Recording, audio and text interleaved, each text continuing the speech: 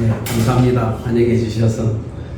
네, 16만인가요? 오늘 네, 같이 기도하고 시작할까요? 기도하겠습니다. 하나님, 이 시간 이곳에 우리와 함께 하심을 우리는 확신합니다. 이 시간 주의 성령으로 한 사람 한 사람을 만져주시고 오늘도 하나님의 영광 우리가 먹고 마시며 일할 수 있도록 하나님 충만케 하여 주옵소서. 이 아침에 말씀 앞에 섭니다. 말씀이 우리 영혼을 소생시켜 주시고 오늘 하루 넉넉히 승리하는 삶을 살 수 있도록 주님의 한량없는 은혜로 함께하여 주옵소서. 모두 주님께 맡깁니다. 예수님의 이름으로 기도드렸습니다. 네, 짧게 말씀 좀 나누고 싶은데요. 제가 이제 이렇게 보다가 일러스트 한 그림을 봤어요. 여러분 보이나요? 여우 한 마리가 토끼를 쫓고 있습니다.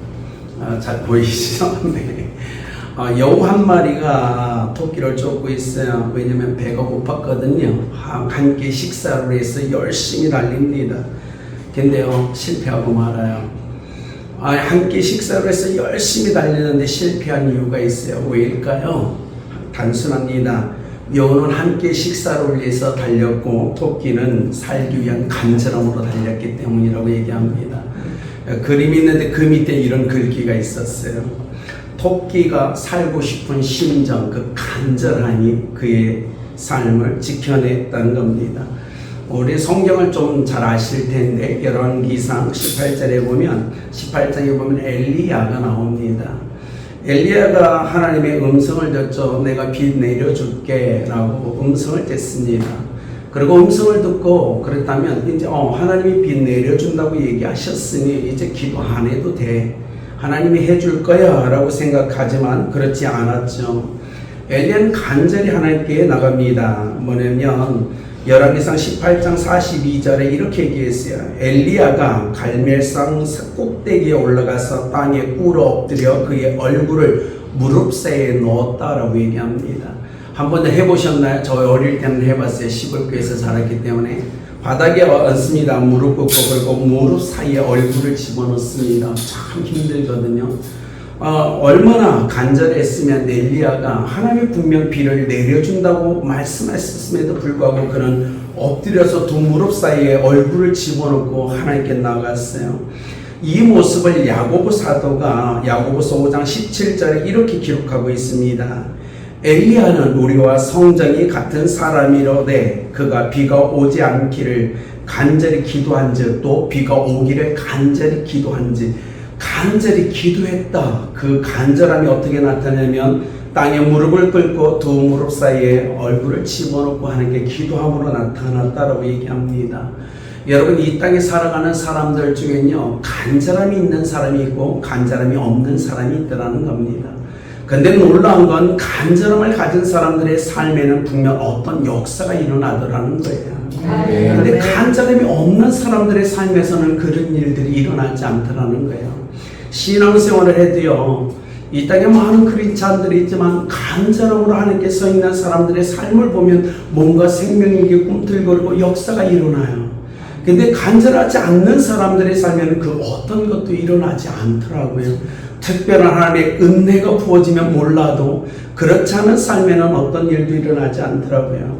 우리가 성경에 보면 아주 간절했던 사람들이 많이 기록되어 있죠. 한나 결혼했는데 아이가 생기지 않는 거예요. 저희 교회도요, 결혼한 청년들 중에 7년 8년 되는데 임신하지 못하는 청년들도 있었어요. 다행히요, 작년에 전부 임신했어요. 놀랍죠. 병원에서 복이 안 된다고 했는데도 임신을 다 했어요. 사무엘상 1장에 보면 한나가 기도하죠. 하나님, 너무 괴로워요, 힘들어요, 아이를 좀 주면 안 될까요? 사무엘상 1장 10절에 한나가 마음이 괴로워서 여호와께 기도하는데 통곡하고 거기다도 서원까지 합니다. 제발 좀 주십시오. 그래서 12절에 그가 오래 기도했더라. 그리고 15절에 여호와께 내 심정을 통한 분이다. 엘리 제사장 앞에서 아니요, 나 술 취한 거 아니에요. 나 너무 괴롭고 힘들어서 내가 내 속에 있는 통함을 하나님께 기도했을 뿐입니다 라고 얘기하죠. 그 기도로 놀라운 역사가 일어나죠. 하나가 임신하게 되죠. 오늘 본문에 혈루증 여인이 나옵니다. 마가복음 5장 26절에 동일한 말씀이 기록되어 있는데 이렇게 기록하고 있어요. 많은 의사에게 많은 괴로움을 받았고 가진 것도 다 허비하였으되 아무 효용도 없고 도리어 더 중하였던 차에 이 여인요 얼마나 간절했는지 아세요?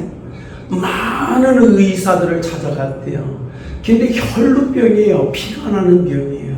여러분, 여인의 모습 속에서 내가 여잔데 정말 이 치부를 드러내 보여주고 싶지 않은데 많은 의사에게 보여준다는 건 정말 너무 수치스럽고 아픈 거예요. 한 의사만 만나서 그가 나를 전담을 해줬으면 좋은데 안 낫는 거예요.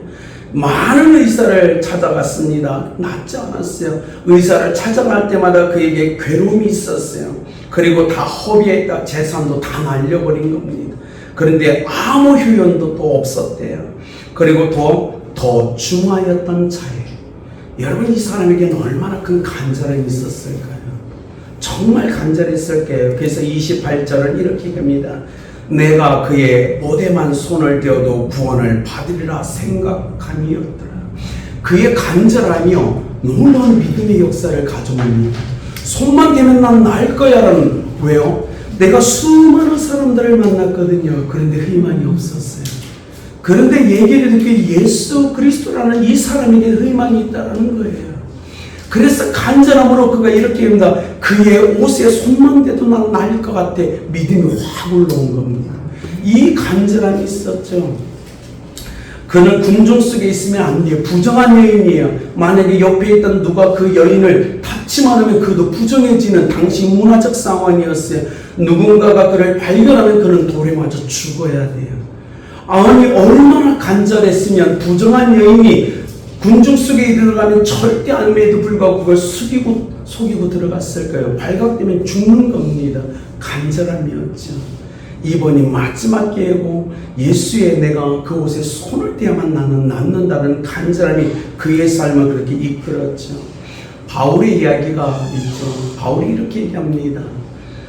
이 땅에 반드시 오셔야만 됐던 예수 그리스도, 그리고 반드시 십자가에 죽으셔야만 됐던 예수 그리스도, 그리고 반드시 우리를 위하여 부활하셔야만 됐던 예수 그리스도, 그를 만날 때 우리의 삶에 역사가 일어난다고. 여러분, 우리에겐 그런 믿음의 간절함이 있어야 되지 않을까요? 반드시 우리 때문에 이 땅에 오셔야만 됐고, 반드시 우리 땀에 십자가에서 죽으시고 보혈을 흘려셔야만 됐고, 반드시 죽음을 이기고 부활하셔야만 됐던 예수 그리스도, 그 예수님께 오늘 혈루병 걸린 여인이 내가 저에게 손만 대어도 나으리라는 믿음을 소유했다는 그 간절함이에요.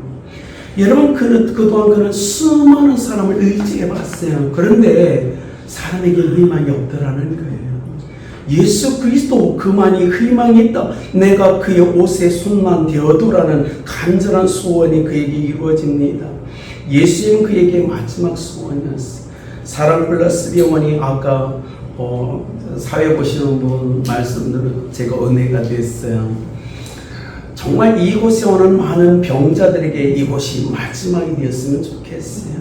마지막 혈루병 여인이 예수님을 만나 치유와 구원의 역사를 이루었던 바로 이곳에 계신 주님이, 이곳에 임재하신 주님이 이곳에 온 병자들이 그 주님을 만나고 치유와 회복을 건강하게 이곳을 나갔으면 좋겠다는 소원이 일어납니다. 그곳에 우리 의사 선생님들과 간호사 선생님 모든 스태프들을 마음껏 사용해 주시길 예수님의 이름으로 축복합니다. 네. 여러분, 마가복음 5장 22절에서 44절에 보면 회당장 야이루의 딸이 죽었을 때 그가 예수님께 달려왔어요. 이렇게 엎드려 절했다라는 표현이 있습니다. 그는 회당장이에요. 일개 나사렛 총구석에 나온 그 사람에게 무릎 꿇고 절할 이유가 하나도 없었다는 겁니다.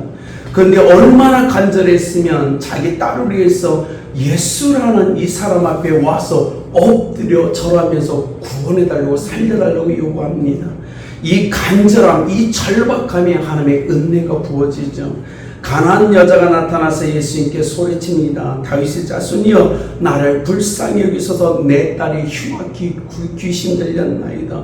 얼마나 간절했을까요? 여인의 모습에 어떻게 수많은 군중 앞에서 소리칠 수 있을까요? 근데 방법이 없었어요.